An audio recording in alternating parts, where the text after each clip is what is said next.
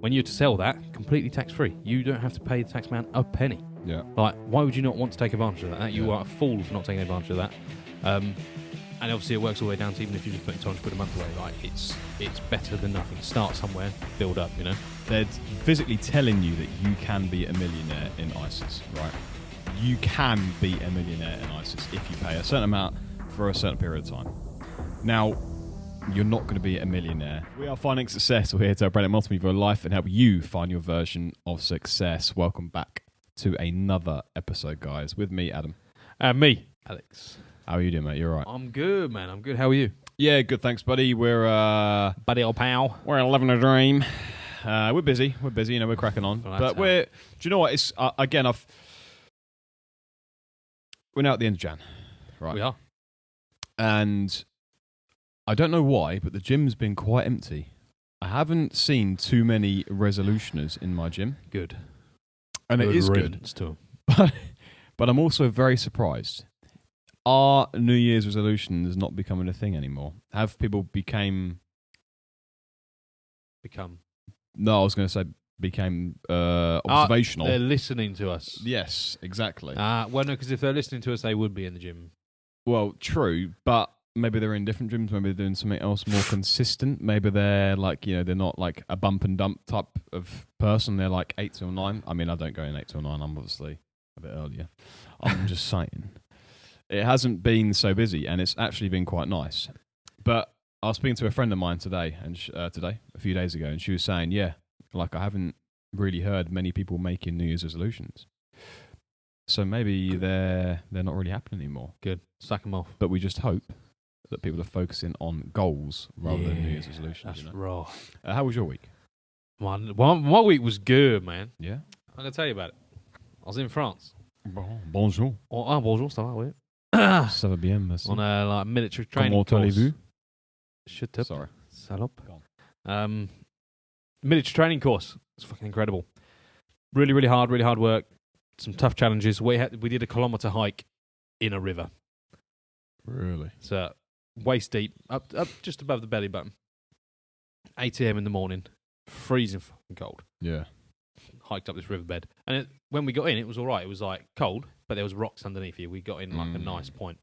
We marched through the marsh, basically. Like you'd put your foot in the water or like onto the bed and it'd sink half a foot. Like and you'd pull it back up and get suctioned out of all this just gunk underneath the riverbed.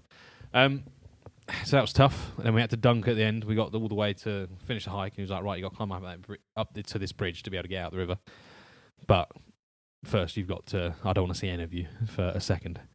And we just had to dive, just get underneath water. And that was cold. You think cold plunges are hard? That was harder. Dirty, horrible water. Murky. Yeah. Oh, it was black. You couldn't see anything. It was absolutely black, covered in just absolute crap. It was tough. There were some really tough challenges. Had to crawl through a pipe. This is my. I'm quite proud of myself for this. Right, there's a drain pipe, and we have them here in the UK. You know when you have ditches running along a road, and that road comes to a T-junction, but the ditch sort of continues under the road. There's a little drain pipe connecting the two. We had to crawl through one of those. It was 40 centimeters wide, and like 15 meters long. 40 centimeters, right? You're a big boy. I'm a larger than normal. You've got some big old shoulders on you. Exactly. They're saying 40 centimeters right here. So through the old tunnel like this. And I thought I'll try. I'll poke my head in. A few of the lads did it, but they're all like smaller geezers, you know. Twiggers. Yeah. And they made it look easy. It's like, oh, maybe I've got a chance. So I poked my head in. Shoulders got wedged straight away. So I was like, nah, don't think I'm going to do this. Give it a little bit of real. Nah, I'm not going to do this. Anyway, the boys put the rope around. There was like a safety rope. So if you did get wedged in the middle, they'd just pull you out. Like if you started panicking and causing a fuss, they'd pull you out, drag you out, and. So I was like, oh, he's got the geezer's put the rope around me now. He must have confidence in me to do it. All right, I'll start doing it. And it took me like 40 minutes to travel 15 meters, just itching like the whole way along. It was nasty. It was nasty. But I'm happy I did it. It was a fantastic challenge, and it was just a great week. I had a great week. Absolutely knackered. Came back, and Thursday, Friday, I woke up like boing out of bed, like I'm gonna get some French military guy shouting at me. I need to get up and do something. So 6:30 every morning, I was up and atoms, which was really good as well for getting stuff done here and at home, getting work done. So I'm going to try and keep that going. I'm going to try and keep that fear. It's going to come from me. I love that. You know? I Yeah. love that. Like it was unbelievable how wide awake I was. Like, yeah. And I'm used to getting up early. I'm used to the alarm going right. Okay, let's go. But I'm still a bit like a bit groggy for the Bit first 5 drowsy. minutes. Yeah. But this I wasn't. I was like aware. Yeah. Boom. 2 seconds in, shouting, and you're up. Yeah. It was a good week. Really enjoyed it. That's right. I love that. Mm. What are we talking about today? What are we talking about today? We're going to talk I about love this. ISAs. It's not really for our international listeners. I know we have a lot from all over the world, but it's mainly for our UK-based listeners because it's a government scheme we have here in the UK. It's called an ISA. It's basically a savings account. ISA actually stands for Individual Savings Account. I'll have you know. It's basically a tax benefit it's a scheme the government made to encourage you to save money and think financially well with a slight tax benefit, essentially. Yeah. So I don't know. I think the Americans, you have something different. Europeans, you have something different. It's just a local government incentive we have here. But so if you are English and you're listening, make sure you have one. Make sure you at least have one and you're putting something away into it because it's tax free. So, but yeah, basically what it is like is it 20K? Yeah, Tax free. Yeah. So maximum deposit every year is £20,000. It's 20K. Yeah. So you're paying into this. It can be a fund. It can be a stock and shares ISA. It could just be an ISA. Obviously, they depend on interest rates. Yep. So you will have a return of a certain percentage dependent on the bank and whoever that you use. And so currently, obviously, interest rates are quite high, so you'll get a higher return. But you can do things called stocks and shares ISAs, which are ISAs that you can either choose a company for you to invest with or for, they'll invest for you, or you can select your own investments. Now, we're not sponsored by anyone, but I use Vanguard, you use someone else. And they're very, very low fees. Something called a mutual fund or an S&P 500 that you just basically sign up to the website. It talks you through it. It tells you how to do it. If you're unsure, listen to previous episodes of the podcast or look on YouTube. There's plenty of videos out there telling you different ways on how to do it. But long story short, you can invest 20K a year every tax year, so April to April, and expect returns anywhere from minus 50 to plus 150. As you all know, the markets change with everyday life, so we just have to be aware of what's going on. But the S&P over the course of 100 years has returned 10% per year. Yeah. So if we invest in the S&P, more than likely over the course of 100 years, we're going to return 10% per year. So I've got the official definition of the ISA here, right? Oh, I love it. Go on. So a government scheme to allow individuals to hold cash and shares, just like Dodds was talking about there, free of tax on dividends, interest, and capital gains. So, like you're saying, if you were to be investing at £20,000 a year, which is a fantastic amount to be investing into your ISA, that is a goal for me to try and get to £20,000 a year. Yeah. Any dividends made from investing that into the market, the S&P, so on and so forth, any capital gains, so as in like the value of your investment increasing, when you're to sell that, completely tax-free. You don't have to pay the tax man a penny. Yeah. Like, why would you not want to take advantage of that? You are a fool for not taking advantage of that.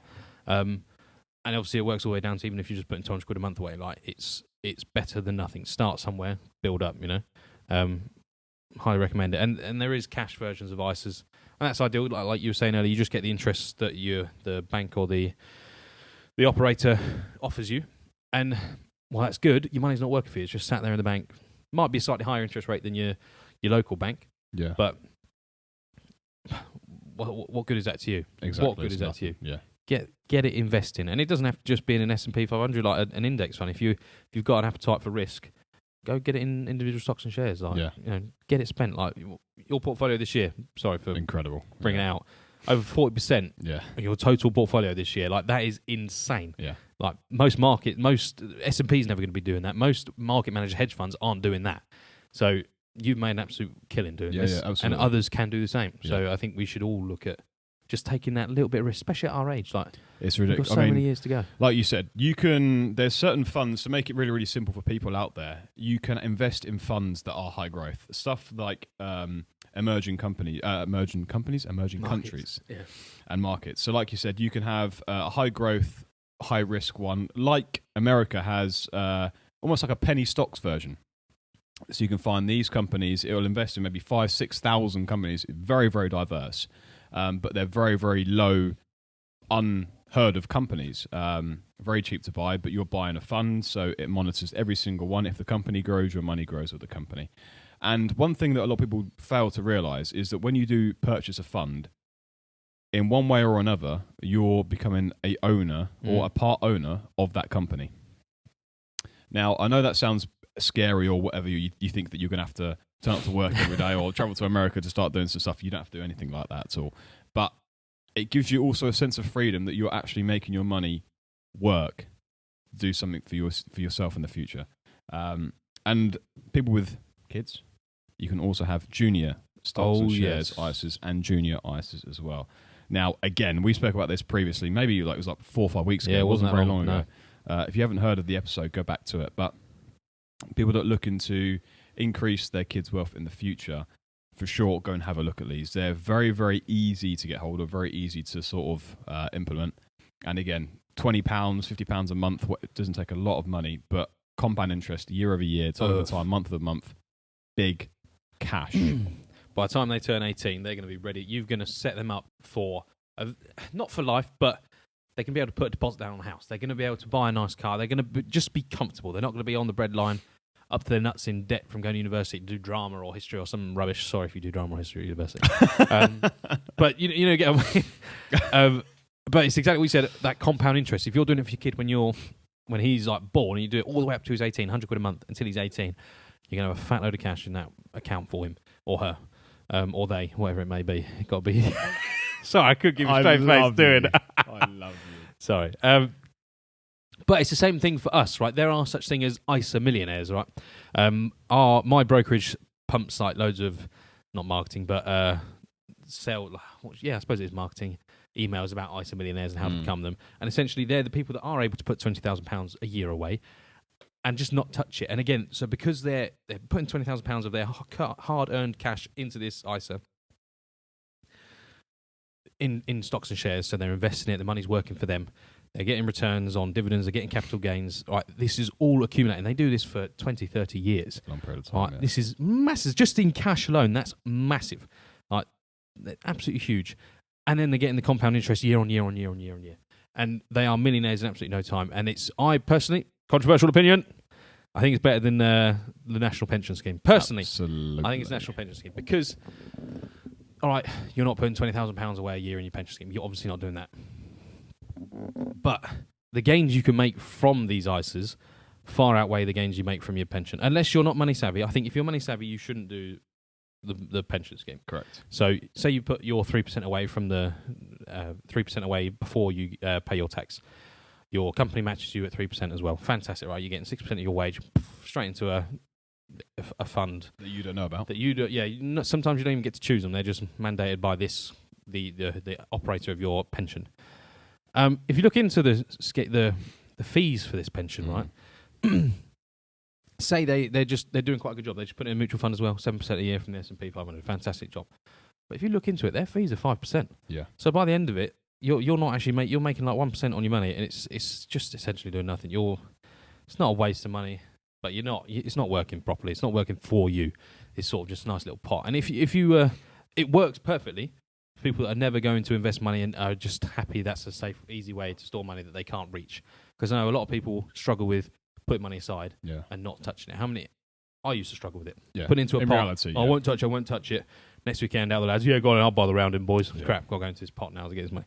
So it is a fantastic idea for the majority of people. But for us two like-minded people, you guys listening, you need to take advantage. You need to do another level. Go further. Do your due diligence and look into it. I mean, like you said, these funds, great, they put it in the S&P that you could do anyway. But you have to remember, you could do this for as little as 15 to 20 minutes of your time. Once you've set it up, it's free. It's time free. You don't have to do anything. There's a direct debit. It's sorted for you.